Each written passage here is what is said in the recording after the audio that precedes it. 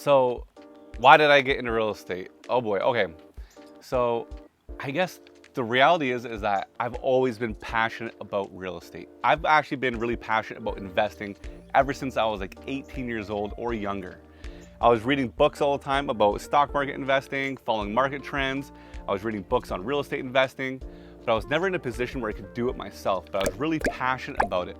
And so at the job I was in, I was a team leader there.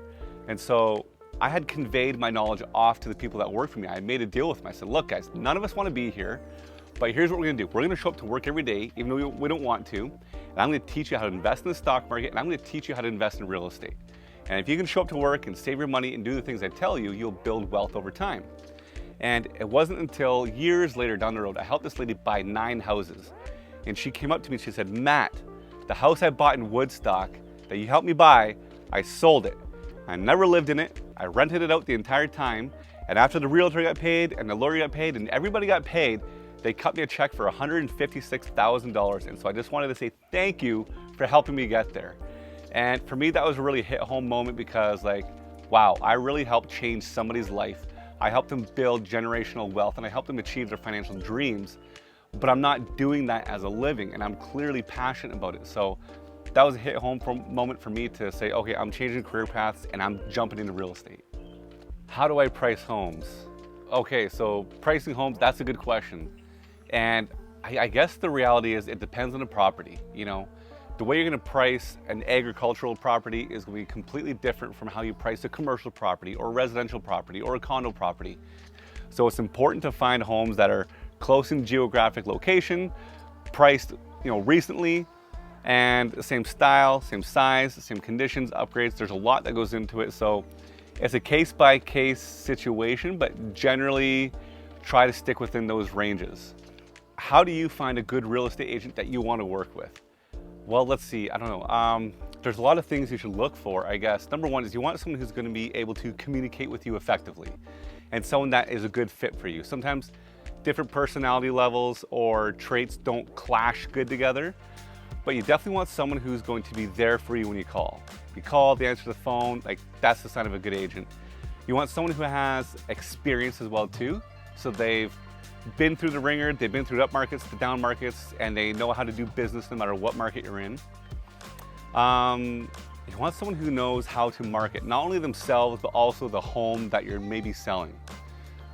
And you want someone who knows how to negotiate as well too. That's a big key component on both sides, on the selling side and the buying side, because I learned very early on that every action or even inaction conveys a certain level of motivation and intent. And whether on the buying side or selling side, every action you take can convey a level of motivation. And during negotiations, the one who is least motivated has the most power. So it's very important to work with someone who understands the nuances of dealing with an offer and negotiating the best offer for you on the buying or selling side. So how do I communicate with my clients? Okay, I'll tell you the exact same thing I tell all my clients. I say there are only 3 times that I will not pick up the phone. It's when I'm sleeping, when I'm in the shower, and when I'm with another client. And when there's a better way for me to answer the phone, when I'm in the shower, I'll answer it then too, But I communicate through all sorts of ways. Telephone is the main one. I do like to talk to people. Text message, email, you can always get in touch with me anytime. Can I provide an example of a challenging transaction and how I successfully navigated it? Okay, well, I'll give you one for both. I'll give you one on the selling side and on the buying side. So there was a home I sold up on Ernest Ave here in London, and we had priced the home for a certain range. It was under $750, and we got an offer in for $828. And my clients were ecstatic, really excited about it. And I had to explain to them the appraisal process. I said, guys, listen, the home has sold for $828, or not sold, but we have an offer on the table for $828. The problem is this home might not appraise out. If it doesn't appraise out, the buyer's gonna be on the hook for the difference. And if they don't have the funds for the purchase, then the deal's gonna die anyways, even if they're firm without conditions, which is a big misconception that people have. And wouldn't you know it, leading up to a month before possession, the appraisal comes in $128,000 undervalued. So now the buyer's on the hook for $128,000 in addition to their down payment that they've already put in. And I get a call from the buying agent saying, Matt, look, like this appraisal came in way too low. We can't afford this purchase price, so you need to come down $40,000. And fortunately, I had sat down with my clients beforehand. I explained the process to them. So before we accepted the offer, I had called up the buying agent and I said, hey, listen, tell me about your buyers.